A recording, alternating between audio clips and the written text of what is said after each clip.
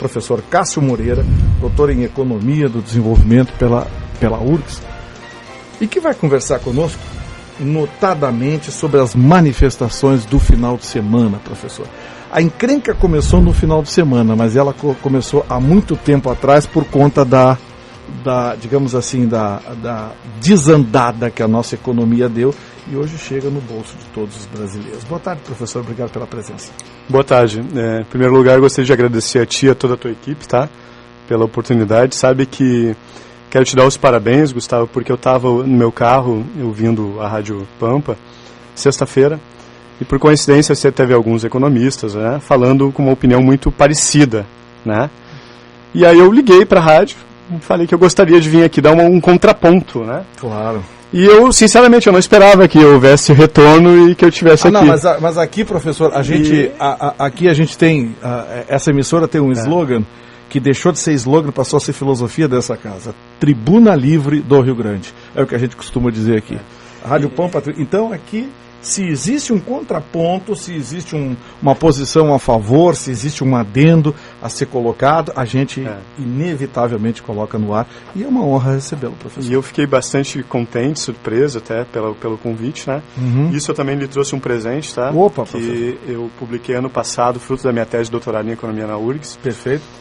O livro Projeto de Nação do Governo João Goulart, o Plano Trienal e as Reformas de Base, de 61 a 64. Certo. Falando especialmente, né, sobre o governo João Goulart, tá, pela editora Sulina, e depois eu faço uma dedicatória, presente muito que eu trouxe. Muito obrigado, estou recebendo aqui, o Plano Trienal e as Reformas de Base. O livro é o Projeto de Nação do Governo João Goulart, assinado pelo professor Cássio Silva Moreira, professor, doutor em Economia do Desenvolvimento pela URGS, professor que está conosco para falar desse momento econômico brasileiro. Então vamos lá, professor. Bom, o que o senhor ouviu e não gostou, e o que o senhor ouviu e gostou? E agora o senhor sabe, né? Eu sou aqui advogado do diabo.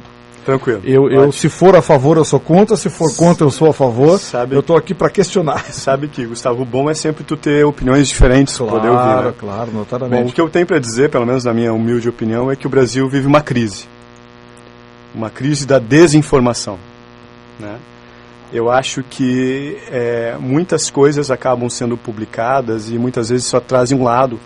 E o que está faltando, na minha opinião, na imprensa brasileira, especialmente na chamada grande mídia, né, que acaba até formando um certo oligopólio no país. Para quem não é da área da economia, oligopólio quando são poucas empresas que acabam tendo domínio sobre o mercado, ou no caso da comunicação, sobre a informação. Mas isso é característica do livre mercado, professor. Quem cresce, quem investe, quem tem competência cresce, quem não tem não vai a lugar nenhum. Porque são dezenas de pessoas que quebraram, empresas que quebraram no Brasil nos últimos tempos. Mas se tu analisares, por exemplo, como é que funciona a regulação nos Estados Unidos e alguns países desenvolvidos, tu vai ver que alguns países proíbem a propriedade cruzada, né? Enfim. Então, como eu estava dizendo, na minha opinião, falta muito ter esse contraponto para as pessoas poderem ouvir opiniões diferentes, entendeu? E aos poucos ir formando a sua própria opinião, né?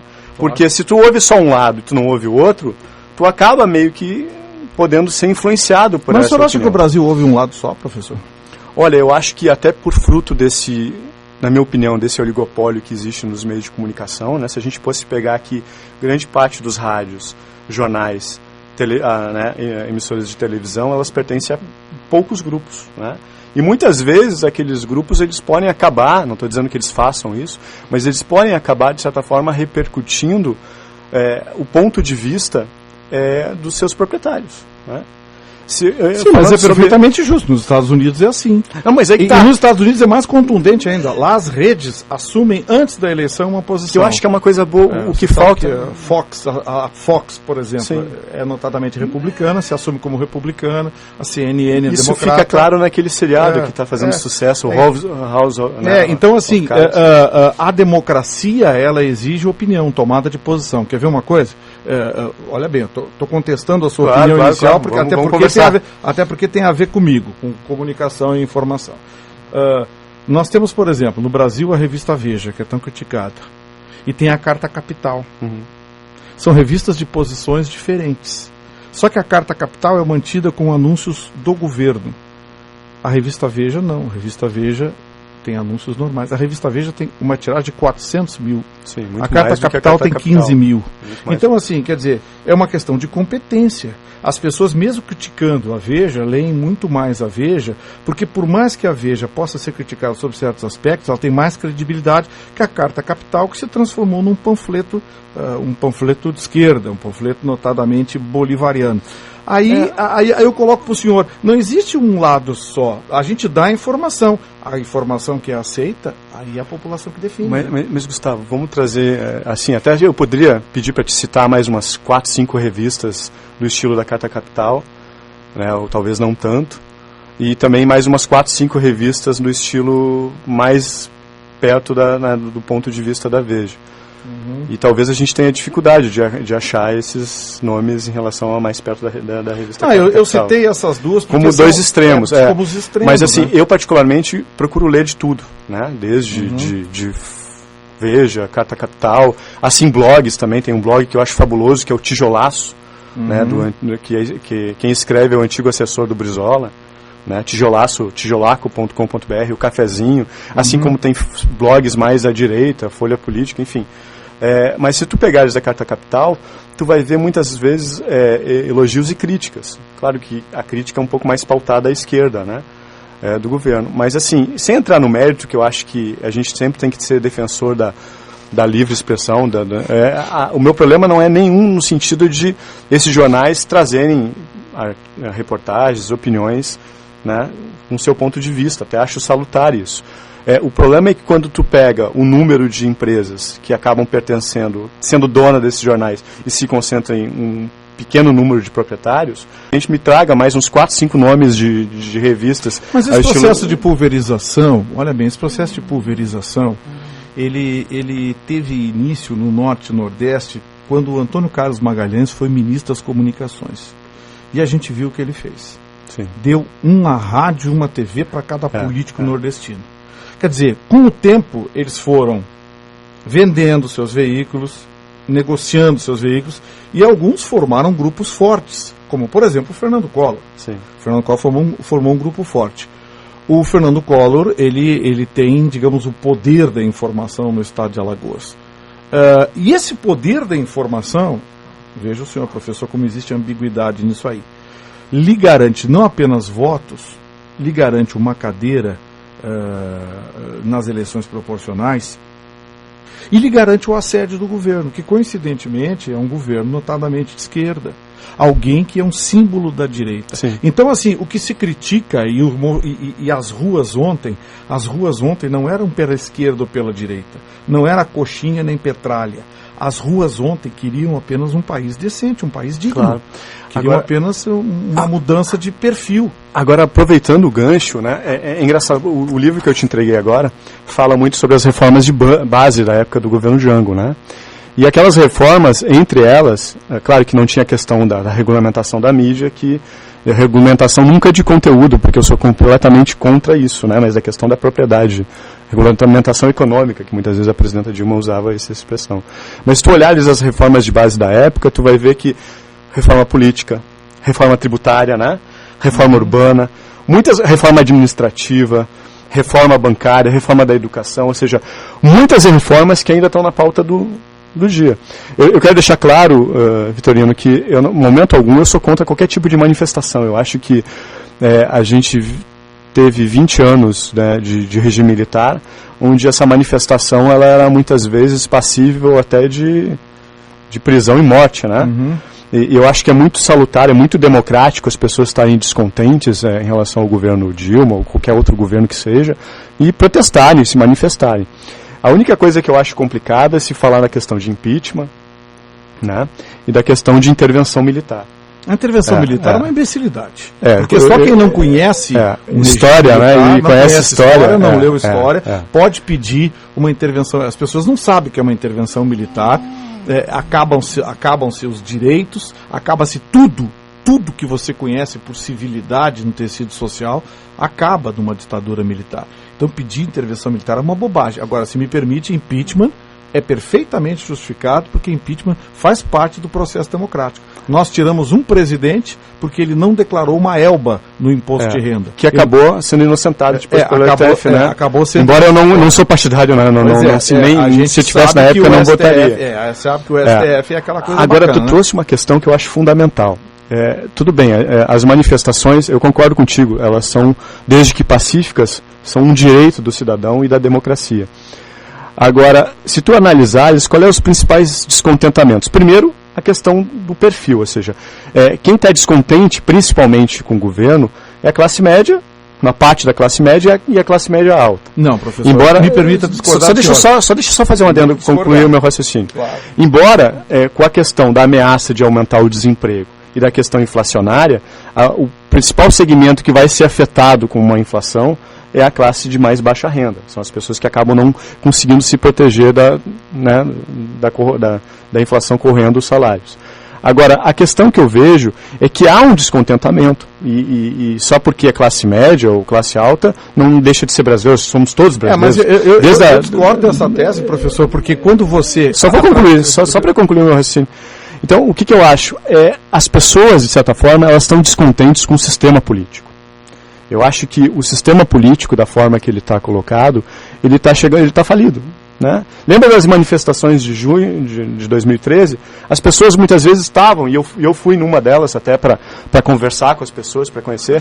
As pessoas, elas estão descontentes com o sistema político, porque elas associam hoje, infelizmente, na minha humilde opinião, quem vai para a política não são os melhores, mas muitas vezes alguns dos piores, né? Ou enfim, alguns melhores vão, enfim, eu não estou querendo generalizar. A política do Brasil hoje é praticada pela escória da sociedade. E isso traz um ponto que eu acho que é importante, só para finalizar o meu raciocínio, desculpe ter te interrompido.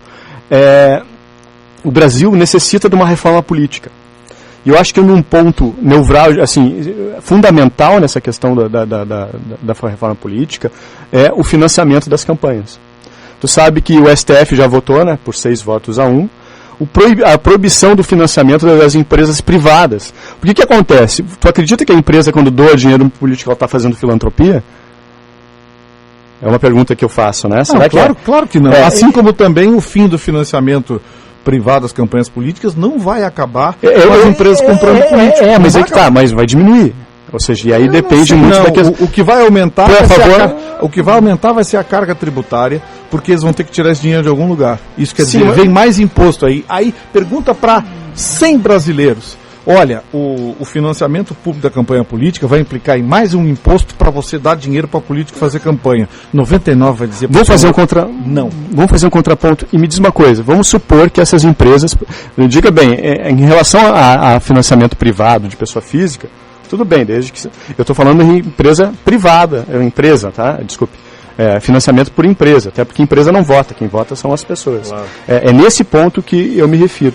E se tu olhares, vamos supor a seguinte questão, uma empresa ela pega um dinheiro e faz doação para a campanha. Para onde é que vai esse valor que ela está financiando? Como é que ela recupera? Sai do bolso dos acionistas ou de certa forma é repassado para o preço dos produtos, também está embutido dentro dos preços dos produtos das pessoas que elas compram? Né? Professor, logicamente que dentro dessa lógica, mas é uma visão... São perguntas que eu faço. Na minha opinião, redutiva. Então eu respondo para o senhor. Não vai acabar com Caixa 2, vai criar mais um tributo para o brasileiro pagar.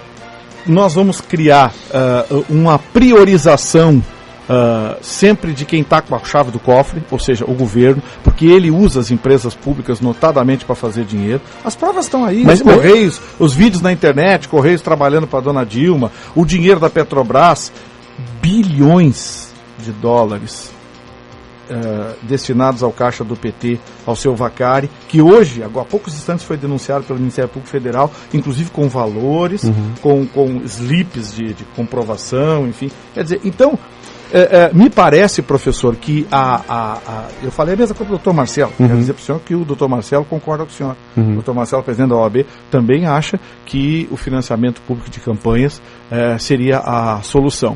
Eu tenho posição contrária. Eu não acho que seja uma solução, eu acho que é um avanço, entendeu? Eu tenho posição contrária em relação a isso, porque acho que vai continuar a mesma coisa, com uma diferença. A ilegalidade vai se tornar mas aí cabe cada vez mais os órgãos de fiscalização, etc., da gente pressionar para que tenha uma legislação. Tu estava há pouco tempo falando agora que a lei anticorrupção, né? Vamos intervalo comercial. O professor vai continuar conosco mais um pouquinho, né, professor? Claro, o professor pode continuar conosco. Vamos falar de economia, hein? Vamos falar de economia ainda. A gente, por enquanto, está discutindo política, mas daqui a pouco a gente está de volta. Professor Cássio Moreira, doutor em Economia do Desenvolvimento pela Universidade Federal do Rio Grande do Sul. O professor está conosco. Nós estamos discutindo pontos de vista políticos e vamos discutir também pontos de vista econômicos. Logo depois do intervalo comercial. Eu volto já. 18h10 em Porto Alegre. Estamos de volta com o nosso Pampa na Tarde, aqui na Rádio Pampa, Tribuna Livre do Rio Grande, Rádio Pampa de Porto Alegre. É o nosso Pampa na Tarde, em nome do CREA-RS, Valorização e Defesa dos Profissionais da Área Tecnológica. CREA-RS, conosco no Pampa na Tarde. E conosco também, professor Cássio Moreira, doutor em Economia do Desenvolvimento pela URGS, professor e que está conosco no programa de hoje. Estamos falando sobre política e sobre economia. Professor, falamos até agora sobre política. Vamos entrar na economia. O que acontece com o Brasil? Até nem vi quanto é que fechou o dólar hoje, mas tinha uma tendência de queda. Tinha uma tendência de queda porque essa tendência de queda, segundo especialistas de mercado, é que se aguarda medidas por parte do governo federal mais brandas em relação à economia. O tal de ajuste fiscal vai passar por um filtro, segundo especialistas, e foi dado a entender pela área econômica. Esse filtro implicaria em uma redução maior de gastos e um aumento menor de tributos. E a economia, o senhor sabe, né, professor? Aqui, ó. Dólar interrompe a série de 3 altas e é vendido a 3, 2, 4, 5. Primeiro, vamos falar a questão do câmbio, né? Até sexta-feira eu estava ouvindo alguns colegas comentando. Essa desvalorização do câmbio tem lado bom e tem lado ruim. Concorda comigo? Claro, sem dúvida. Bom, qual é o lado do bom? Vamos começar pelo lado ruim primeiro. Qual é o lado ruim? Bom, primeiro que tem um impacto inflacionário, né? Porque dependendo da quantidade de insumos, matérias-primas que são importadas, tem um aumento desses insumos e reflete no aumento da inflação. Essa é a inflação que o governo tem tentado combater um pouco em virtude de alguns preços represados, mas, enfim. Outro lado ruim é que, por exemplo, tu vai fazer turismo no exterior, né? Com câmbio desvalorizado, o real desvalorizado frente ao dólar, fica cada vez mais caro de tu viajar para o exterior, né, em dólar. Mas o lado bom é que, dependendo do ponto do grau dessa desvalorização, isso pode ter um impacto nas exportações do país, né? As nossas exportações que ultimamente estavam apresentando uma queda, a diminuição, e dependendo do mês podem até ter correndo o risco de ter um déficit, ou seja, as importações estarem maior que as exportações. Mas as importações e as exportações estão em queda, ou seja, elas não são no nível que a gente gostaria, até para ter um saldo expressivo na balança comercial. Bom, além de favorecer as exportações, um câmbio desvalorizado também pode, daqui a pouco... Lembra como é que foi implementado, embora que já houvesse indústria antes do Getúlio, né?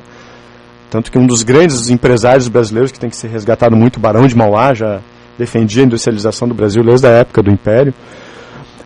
Mas um câmbio desvalorizado também daqui a pouco está meio que contribuindo, né, para a nossa já meio que tão indústria que já está meio que, né, convalescendo quase, né, em alguns setores. Mas aí a gente não entra num ciclo vicioso, professor, que é o seguinte: a indústria se valoriza porque com o dólar alto o país se torna cada vez mais fechado.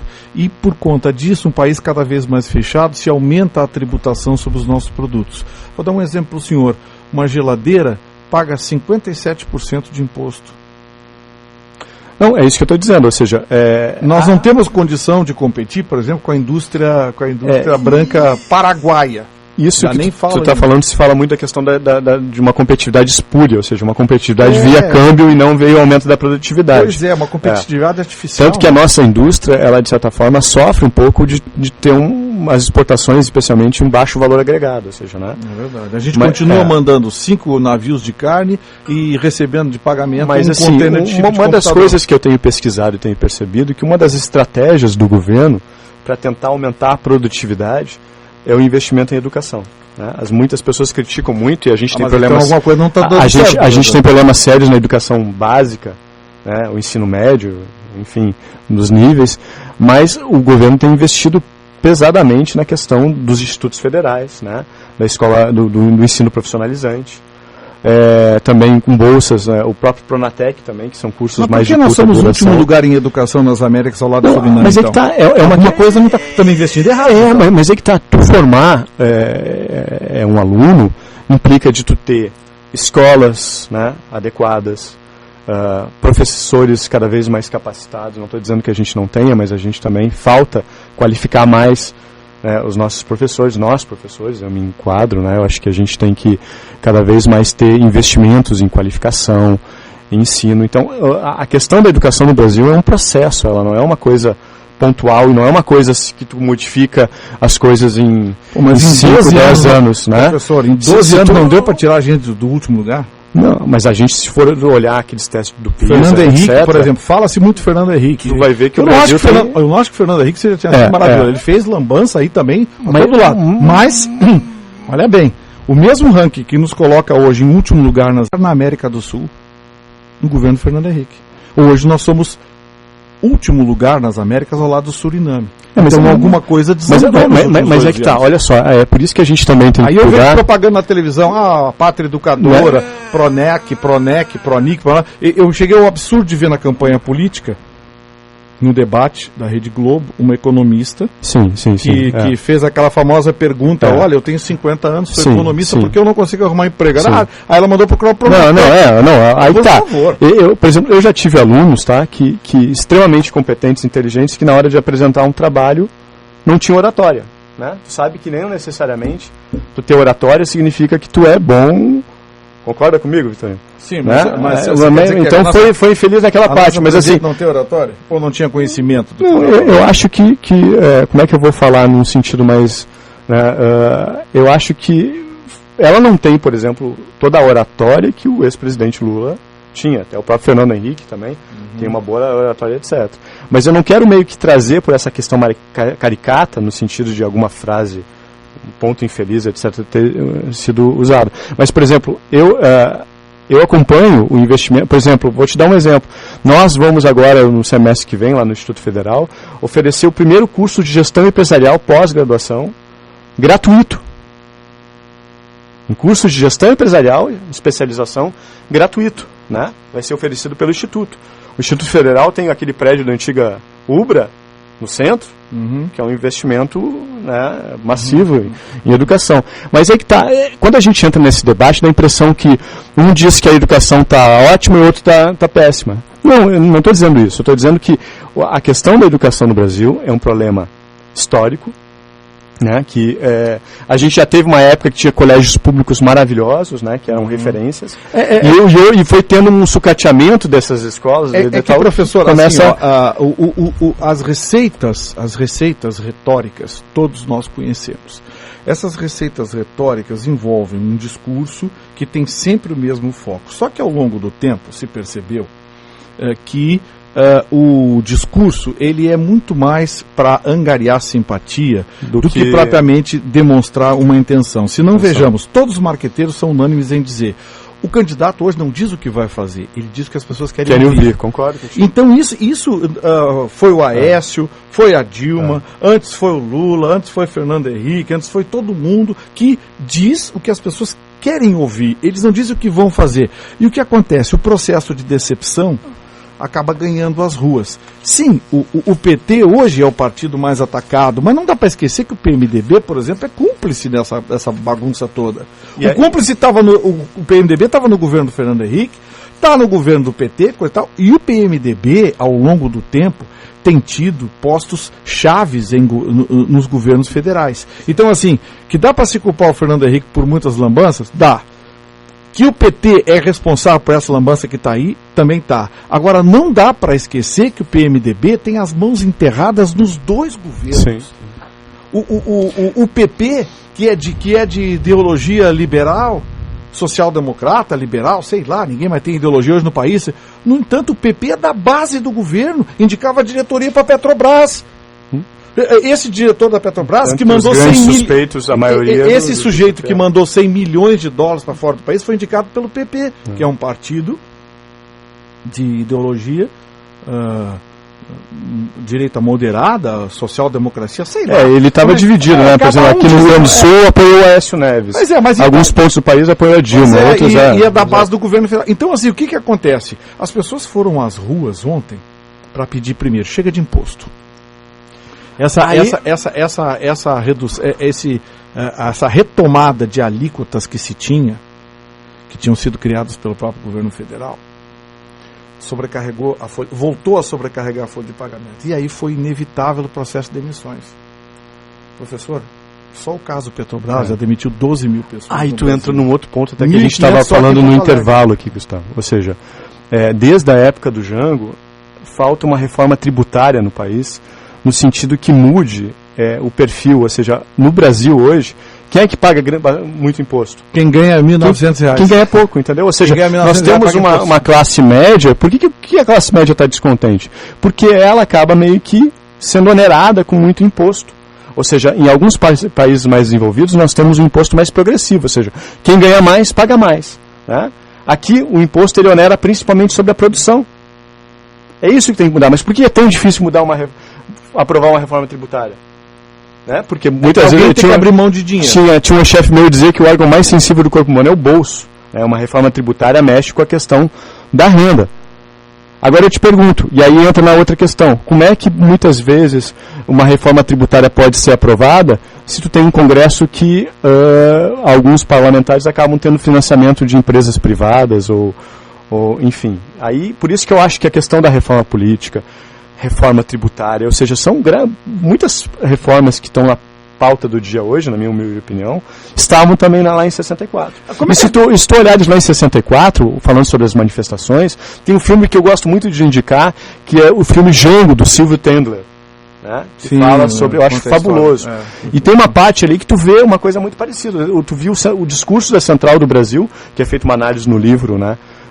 Em 13 de março, coincidentemente ou não, na mesma data que as centrais sindicais convocaram agora, né, de apoio em defesa da Petrobras, e acaba até defendendo o governo Dilma, e também teve a marcha pela família, por Deus, pela liberdade, né, que se você olhar o extrato social que estava nessas manifestações da marcha, tu vai ver muitas pessoas de classe média alta, classe alta. Pois é, professor, esse é um discurso ensaiado da esquerda. Quem protesta vira classe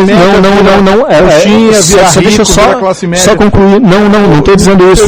É o mesmo discurso que foi utilizado agora. Só deixa eu concluir, porque se eu acabo não concluindo todo o meu raciocínio, tu acaba pegando uma impressão do que eu estou falando só pelo meu início da fala, né?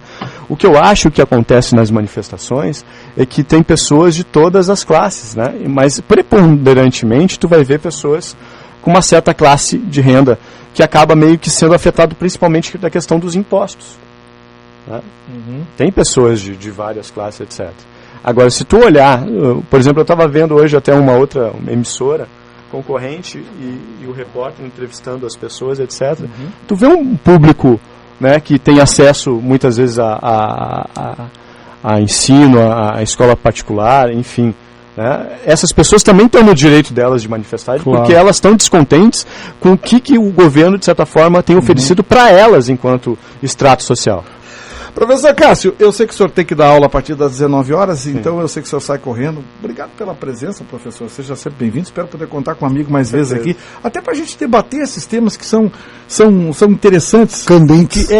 Que se avalie todos os aspectos, né? E um minuto para o senhor, antes do intervalo, para fazer as suas despedidas e a sua colocação final. Primeiro, eu agradecer, tá? Depois vou querer algum comentário do livro aí, né? Sobre o projeto de nação do governo João Goulart. Bom, para finalizar a questão econômica, a gente acabou falando mais de política do que economia, embora as coisas estão completamente correlacionadas, ligadas, né? Bom, eu acho assim, o Brasil ele vive um problema da questão do crescimento econômico, a gente gostaria de estar crescendo um pouco mais do que a gente está crescendo.